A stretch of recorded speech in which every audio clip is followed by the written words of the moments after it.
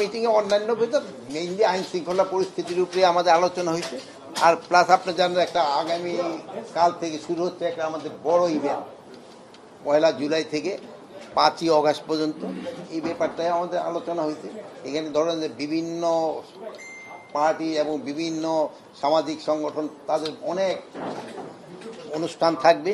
এই অনুষ্ঠানগুলি যেন নির্বিঘ্নে কীভাবে হতে পারে এইসব ব্যাপারে আমাদের মেইন আলোচনা। না, এটা পুরা বাংলাদেশে হবে, অনুষ্ঠানগুলি পুরা বাংলাদেশে হবে। এই কোনো ধরনের থ্রেট আলাই দিলে এখন পর্যন্ত নাই, যেহেতু এইটার ভিতরে সবাই পার্টিসিপেট করবো, আপনারাও তো পার্টিসিপেট করবেন।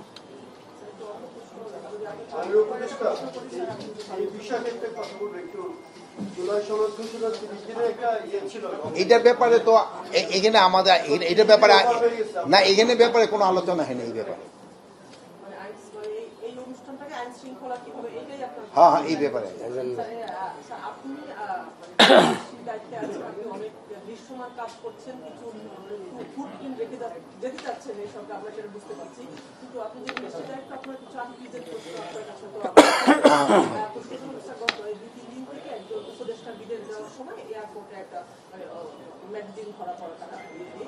এই বিষয়টা একক ব্যক্তির কাছে কি আসলে সেটা নাকি বলা হচ্ছে AK-47, আর এই ধরনের স্বয়ংক্রিয় কোনো অস্ত্র কি একজন ব্যক্তির কাছে না, এটা কিন্তু AK-47 না, এটা তারই একটা লাইসেন্সকৃত হাতিয়ার পিস্তলের একটা ম্যাগজিন যে থাকে, একটা খালি ম্যাগজিনটা, ওইটা ভুলে ওনার ইসে রয়ে গেছিল ওইটা।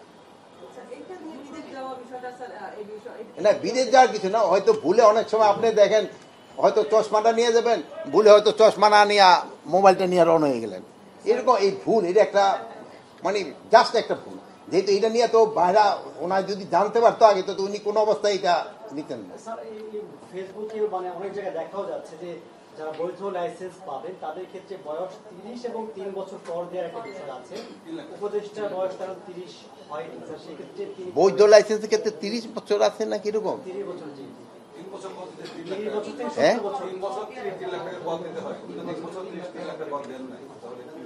বয়স 30 হতে হবে, কমপক্ষে 30 হতে হবে। আমি অবশ্যই আইনটা মানে নতুন আইন হচ্ছে, আমি যেহেতু এই আইনটা পুরোটা দেখি না, এই ব্যাপারে আমি কিছু বলতে পারবো না। এয়ারপোর্টে 2 দফা তিনি স্ক্যান করে চলে গেছেন, থার্ড টাইমে ওনার ব্যাগটা ধরা পড়েছে। সিকিউরিটি সিস্টেম এই জন্য আমি অলরেডি বলেছি, যে হোক অনেক সময় আছেন যেমন ধরেন হয়তো আমার ভাই আপনাকে ইয়ের নেতা, উনি যে সময় ঢোকে অন্যান্য সময় থেকে উনি একটু প্রিভিলেজ পায়, এই প্রিভিলেজটা যেন কারো ক্ষেত্রে না হয়, সবার ক্ষেত্রে যেন আইনটা একইভাবে প্রয়োগ করে, এই জন্য বলা হয়েছে।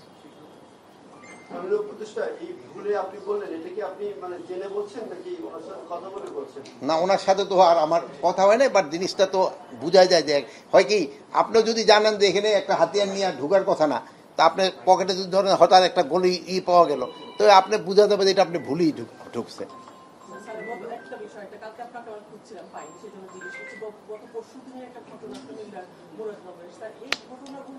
সামনে যখন আসে তখন প্রশ্নটা আসে মানে দেশের মানুষ কি আসলে আইন শৃঙ্খলাকে ভয় পায় না? আইন শৃঙ্খলা বাহিনী কি ভয় কি উঠে গেছে যে আসলে পুলিশ বাহিনী কিছু করতে পারে? বিষয়গুলো সেই জন্য না, এটা ওঠে নাই।